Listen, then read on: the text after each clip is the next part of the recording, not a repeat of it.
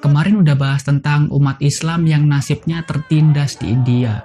Sekarang masih di India, tapi lebih parah. Aku akan ngomongin tentang kasta Dalit. Kasta yang dianggap lebih hina daripada binatang. Kasta yang diperlakukan bukan seperti manusia. Tingkat diskriminasi yang dirasakan oleh umat Islam di India kayaknya nggak ada apa-apanya kalau dibandingkan dengan Dalit. Dan coba kalian bayangkan, kalau udah dari kasta Dalit, pindah agama jadi Islam, hidup di India. Ya udah, wassalam. Mungkin pembahasan ini diawali dari asal-muasal sistem kasta atau Varna di India. Nah, berdasarkan teori yang beredar, sistem kasta atau Varna ini dibawa oleh bangsa Arya ketika invasi ke Asia Selatan. Bangsa Arya yang hidup secara nomaden akhirnya sampai ke India sambil membawa budaya, bahasa, dan kepercayaan mereka. Kemudian bangsa Arya mulai memperkenalkan konsep Brahmanisme yang merupakan kepercayaan terhadap kekuatan roh dalam bentuk dewa-dewa. Nah, di sini bangsa Arya itu sedikit mempolitisasi. Mereka menempatkan golongan mereka sendiri ke dalam kasta Brahmana, yang mana itu adalah strata paling tinggi. Nah, selain itu juga, bangsa Arya itu tidak ingin ada asimilasi di antara mereka. Ini tujuannya untuk menjaga kemurnian bangsa Arya di tanah India. Konsep kasta yang diperkenalkan oleh bangsa Arya itu seperti ini. Setiap kasta punya pembagian kerja sendiri. Semakin di atas, maka golongan tersebut semakin elit. Nah, yang paling tinggi itu adalah Brahmana, yang merupakan para cendekiawan, intelektual, dan pemuka agama. Di bawahnya itu ada Ksatria, yaitu para pejuang dan para pemimpin. Lalu ada Waisya, yaitu para pedagang dan juga petani. Sedangkan yang terakhir itu ada Sudra, yaitu para budak. Nah, selain 4 kasta ini, ada satu kasta yang berusaha untuk dihilangkan atau mungkin tidak dianggap eksistensinya. Kasta tersebut adalah kasta Pariya atau sebutan populernya adalah Dalit. Kata ini berasal dari bahasa Sanskerta. Nah, istilah Dalit ini bisa diartikan sebagai terpecah, berserakan, atau golongan yang tidak tersentuh. Maksud dari tak tersentuh itu adalah mereka adalah golongan yang haram untuk disentuh karena dianggap menjijikkan. Kalau kita pahami lebih detail, konsep kasta ini adalah sebuah hierarki berbasis ketimpangan yang ada dan dibuat untuk menciptakan kehidupan beragama yang penuh dengan diskriminasi.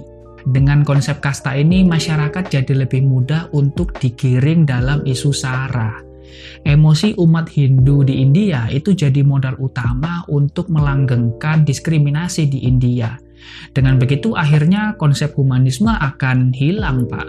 Karena ya sedikit-sedikit dari mana kastamu, agamamu apa, dan lain sebagainya. Konsep kasta seperti ini masih berlaku di masyarakat.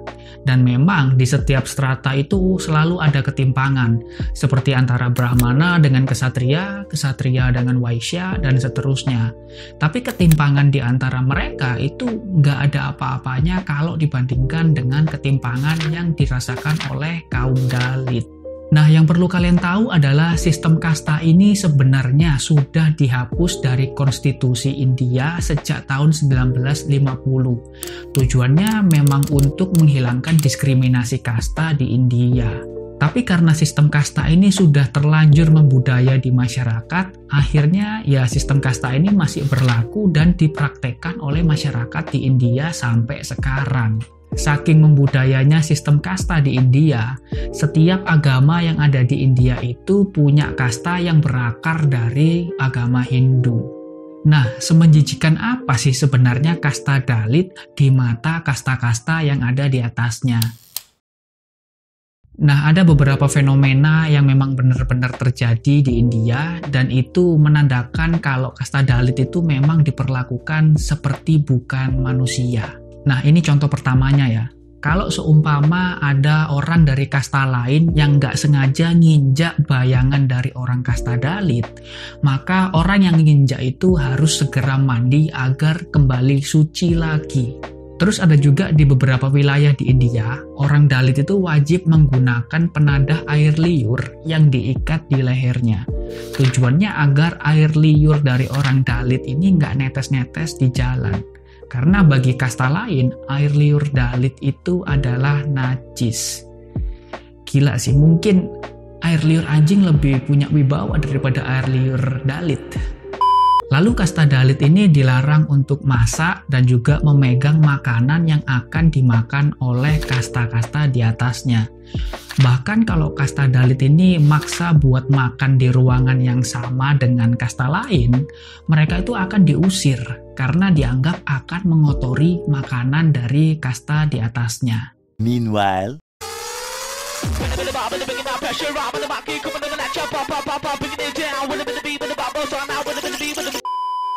lalu ada lagi nih, sekarang soal pernikahan. Ada satu laki-laki dari kasta Dalit yang bernama Billy Puram Nagaraju itu menikah dengan wanita beragama Islam. Nah, keluarga si cewek ini ternyata nggak setuju kalau anaknya nikah dengan orang dari kasta Dalit. Akhirnya, Nagaraju itu dibunuh oleh anggota keluarga si cewek dengan cara dipukul dengan besi dan ditusuk dengan pisau. Kan kasta Dalit dianggap menjijikkan dan tidak pantas untuk disentuh.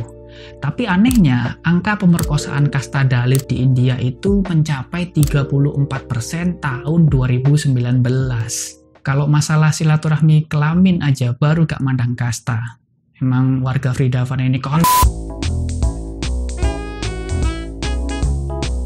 Nah, selain hak untuk hidup yang dirampas, ternyata hak untuk mendapatkan pekerjaan juga ikut dirampas. Kebanyakan orang-orang dari kasta Dalit itu mendapatkan kesempatan bekerja di sektor informal yang minim kontak fisik dengan kasta lain, seperti penyapu jalanan, pemungut atau pemulung kotoran manusia di jalan, dan penguras septic tank. Dan perlu kalian tahu, orang-orang Dalit itu kalau nguras septic tank masuk ke dalam lubangnya tanpa menggunakan pengaman apapun. Jadi kayak mandi bathtub, tapi ini kotoran manusia. Enggak, aku nggak akan nampilin fotonya, silahkan kalian mainkan imajinasi kalian sendiri. Nah, kalau kalian ada pertanyaan, kenapa aku nggak wirausaha? Kenapa aku nggak dagang? Ya jawabannya, resikonya masih tetap gede. Ada kemungkinan dagangan mereka itu nggak ada yang beli. Dan ada kemungkinan juga kalau dagangan mereka itu akan dirusak oleh kasta-kasta lain yang lebih tinggi. Jadi ya bisa dibilang kalau mereka dagang, ujung-ujungnya juga rugi. Nah, apakah semua orang India itu sekejam itu?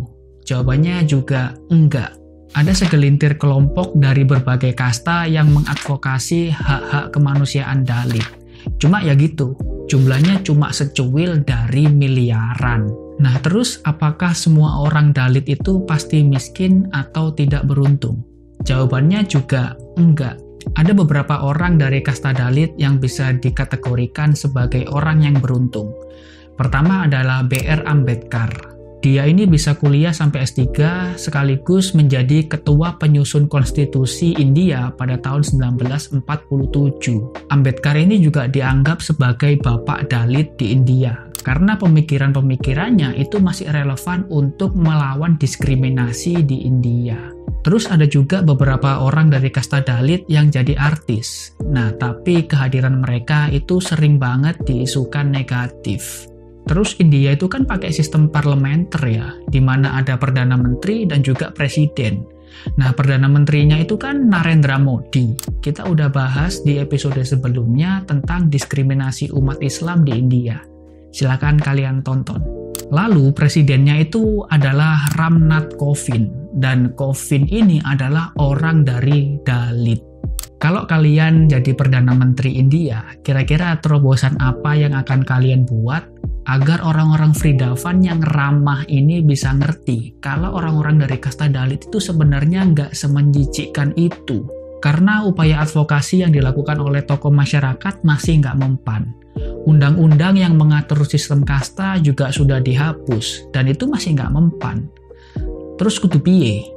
Coba kalian komen, atau mungkin sekadar menghujat, atau kalian pengen unek-unek, silakan komen juga. Dan ya, itu tadi pembahasan tentang diskriminasi kasta Dalit di India. ironi sih sebenarnya. Ternyata ada ya, manusia dianggap semenjijikkan itu oleh manusia-manusia lain. Dan ini akhirnya bisa bikin kita sedikit bersyukur kalau kita tidak terlahir di India. Terima kasih kalian sudah nonton. Sampai jumpa di video selanjutnya. Bye.